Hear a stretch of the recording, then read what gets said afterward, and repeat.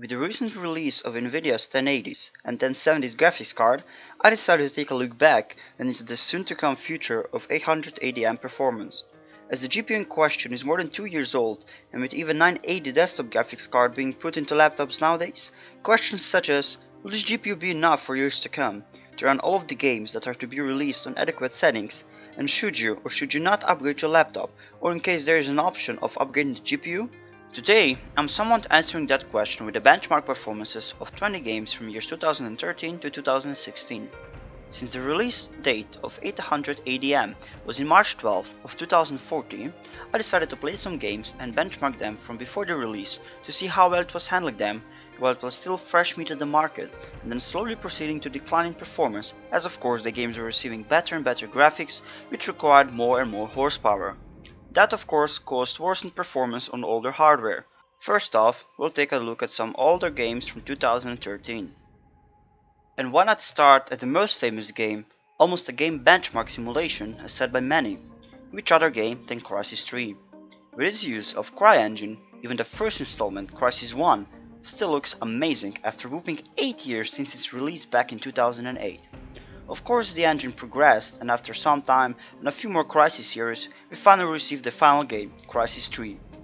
And as said before, it truly is a benchmark game that truly tests your GPU might, and the results are the following. The high settings and textures are very high, the game ran at 34 frames per second at its lowest and 45 on average. I didn't see the point of including the highest frame rate achieved, since it really brings no meaning to the normal gameplay session. I also should mention that all of the games were kept at 60 frames, for the reason being that I did not test the game as how well it performs, but more if it performs well. I hope that's understandable, otherwise I might uncap all the games in the future benchmarks to come, but as of now, let's leave it at that. The next game from our benchmarking is BioShock Infinite.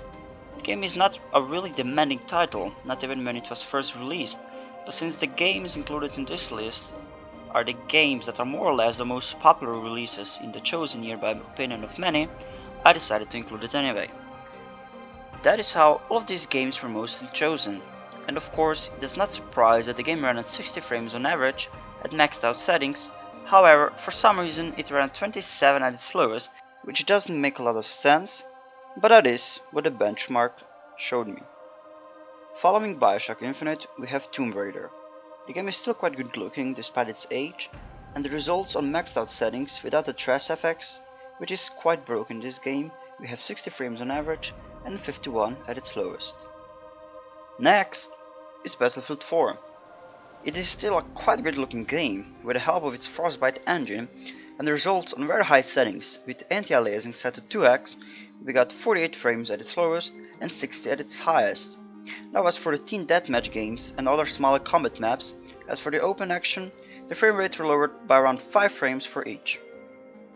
The last but not least, we have Metro Last Light, the successor of Metro 2033 that was at the time of its release the most demanding game ever and could be compared to Crysis 3 in that aspect. The game was the normal version and not Redux, with its upgraded graphics and engine since that was released afterwards. Anyhow, the games at maxed out settings and tessellation on normal, with advanced physics off, were on average 44 and 23 at its minimum, while at high settings with normal tessellation and physics off, we had 54 frames on average and 30 at its lowest. And that'll be all for 2013 games. Next, we'll start with 2014 releases. First, we'll take a look at the country of Karet, which is of course in the game Far Cry 4 released by Ubisoft. In this open world game, there are many things that might take down the precious frames, but this time that was not the case, as the game played on high settings averaged on about 50 frames, while in its worst about 45, which is fantastic. Next, we have a hidden gem, which did get its recognition, but not as much as it should for its well optimized performance from the start, and pretty interesting game on its own. The game we're talking about is of course Middle-earth: Shadow of Mordor. In this orc-killing oriented third-person game, we averaged on about 55 frames per second and get the lowest frames at 35, with settings set on high. Then we have yet another Ubisoft title, this time an Assassin's Creed Unity. which is without a doubt one of the most beautiful games yet besides Crysis 3. It just looks absolutely gorgeous, but that of course has its price, the frames. And so on high settings and very high textures, we run the game at 45 frames per second on average and 35 at the lowest, which is for this game more than enough. Now we have yet another Ubisoft title, which may seem a bit of a fanboyism, but trust me, this game did have its fair share of recognition, as it was hyped a lot and for some disappointed many, but in my opinion did its job as a game quite well. The game is Watch Dogs. The game ran at around 45 frames on average and 40 at its worst, with settings set to high and ambient occlusion to HBAO plus high, anti-aliasing, SMAA and textures very high. And to end the year of 2014, we have Evil Within. The game is quite well made and really interesting, as we had nothing of similar so far, excluding the Amnesia and Outlast series, which are, in comparison to this one, quite pacifistic, so to speak. And the game didn't really have many options to change that would make a difference, so the game was pretty much running at its high settings without 30 frames lock, and the results were 30 frames per second at its worst and 45 on the average. And that will be pretty much it for the year of 2014. Next we're taking a look at the games released in 2015. Why not start off with probably the most hyped game yet that was released by none other than Bethesda, and successor of many previous titles. The game is of course one and only Fallout 4. Even though the game is pretty much a FPS shooter with RPG elements, people seem to enjoy it quite a bit, and so it deserves a spot in the benchmarking. While not the most demanding game, it has its fair share of requirements, which make the game played on high settings average on about 60 and its lowest around 40. To continue it, we have Rico, and the game is Just Cause 3. With its grappling hook abilities and really beautiful explosions, the game is quite demanding, partially to the optimization issues, which still are present on all platforms, and partially to its actual demanding sequences.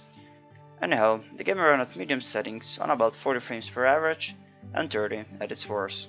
Next, we move to the City of Sins and Murders, mostly murders. The game is GTA 5.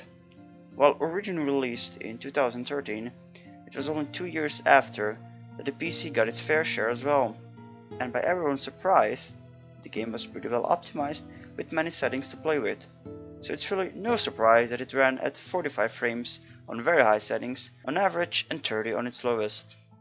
The next game in question is probably the most broken port yet we have received, but I felt that the game just had to be benchmarked, and after many of updates and free DLC releases as a compensation, we got Batman Arkham Knight.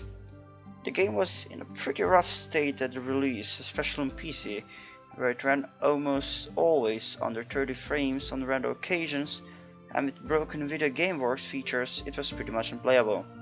But with already set updates, the game ran on maxed out settings with NVIDIA physics off on average of about 45 and 37 at its lowest, which is pretty darn good.